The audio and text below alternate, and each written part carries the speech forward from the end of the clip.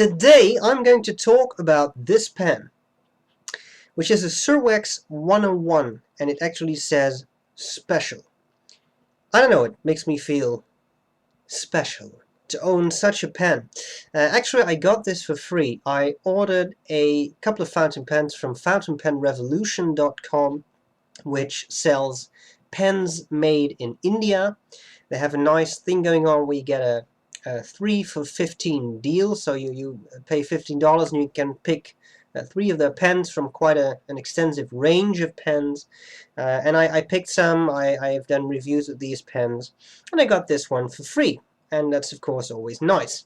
So I'll cover the pen, I'll tell you what I like about it, what I don't like about it, and then I'll do a writing sample. Now, it's currently empty because this is an eyedropper, so you fill the entire barrel with ink. And I always actually kind of enjoy that because it's just a convenient way to carry around a lot of ink. Okay, let's cover the parts of the pen. Well, on top it has this sort of pyramid-like thing, which is black. I don't know why it's black, because the cap is red and the feed is red. The section is red, the feed is actually black. So I think it would have been nice if this would have been red, but okay, I don't really care that much. Here we have the clip. The clip is something you got to be a little careful about because you can bend it just like that. It's maybe not the sturdiest in the world, but it will definitely get the job done. Now if you push the clip away a bit, then you see a little black hole. You see that? That is to make sure, if I understand correctly, that when you cap the pen, you don't actually create a vacuum, which may suck out ink, and then you get ink in your cap and all that kind of stuff. And apart from that, it would be very difficult to open it up. So this way, you know that that's not going to happen. The clip is metal, and then you get these 2 metal rings, which are actual metal rings. They're not painted on, as with the Pilot 78G, for example, although they actually, it could also be plastic, which is painted. I don't think so. You can't see them on the inside of the cap, but I do think they're real metal rings because they have a bit of relief to it. Okay, so that's the cap. There is nothing on the cap apart from the clip and the stuff. No markings or anything. And you have the barrel. I'm not sure how well you can see this, but there is gold lettering sort of put in there, which says Serwex, and then something I really cannot read between parentheses, and then special, and then again between parentheses 101. 101. Okay, you unscrew the cap. It's not a slip-off cap. I like this. This way you don't accidentally pull it off. You get the section. The section is fairly nicely tapered. I kind of like that.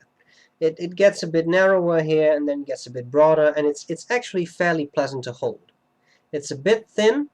I wouldn't have minded if it would have been a bit broader, but actually I like it. The nib is iridium point and marked with that. There are some minor details in there, etched in there. It's a very pointy nib. It's not sort of rounded as a lot of fountain pen nibs are. It's very angular like this. And then you have the feed, which is fairly flat and nothing too special.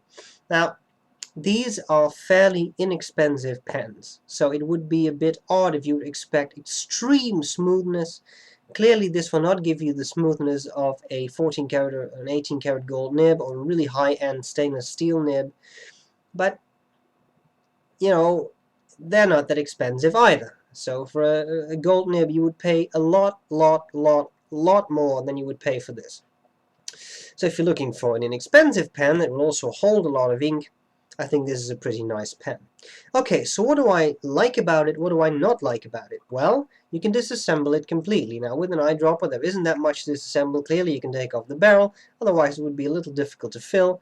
The nib and the feed are actually friction fit. So, and this goes for all the pens I've bought from Fountain Pen Revolution so far. You can just take out the nib and the feed, which is very useful for cleaning. Then you just flush out the barrel under a tap or with a bulb syringe or something, and you're done. The pen is clean. You can just leave it to dry and ink it up again. So I really like that. What I also like is the design. I actually think it looks pretty nice. I mean, this sort of rounded off barrel, I think it has a nice shape. It's not the biggest pen in the world, but even I can use it unposted. When I post it, I think it's a little bit more pleasant to use, and you know, just fine. It's very light. I prefer heavier pens, but I know that there are a lot of people out there who like light pens. Well, then you could consider this. So, of course, then you have the nib smoothness. Well, as I said, it's not the smoothest nib in the world, but it's definitely not the scratchiest either. You know, you just have to have realistic expectations, and I think it's not that bad.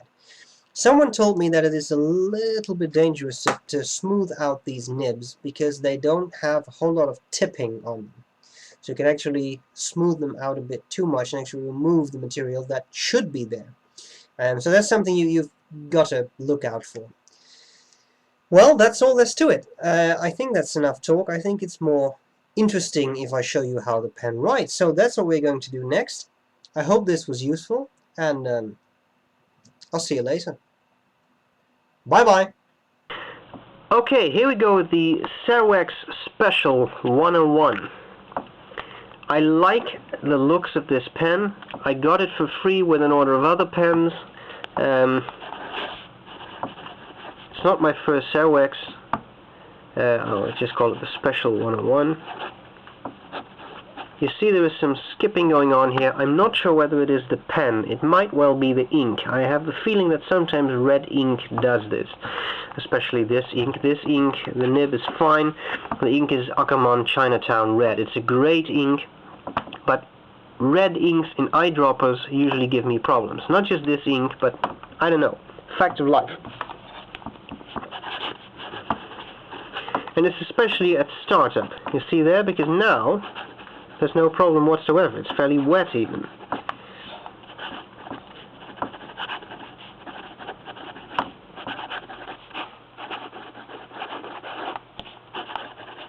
There's a bit of skipping there. Maybe it was me angling the pen incorrectly. Alright. Fast writing to check out the feed. Looks pretty good to me, no skipping there. What about line variation?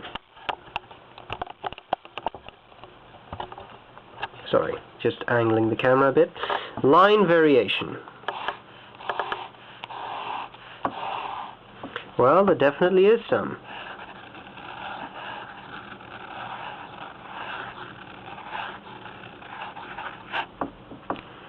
Maybe not the most pronounced in the world, but there definitely is line variations. Broader and narrower lines, so that's pretty cool. When it comes to coloring, it's a fine nib, but it lays down a pretty even patch of ink.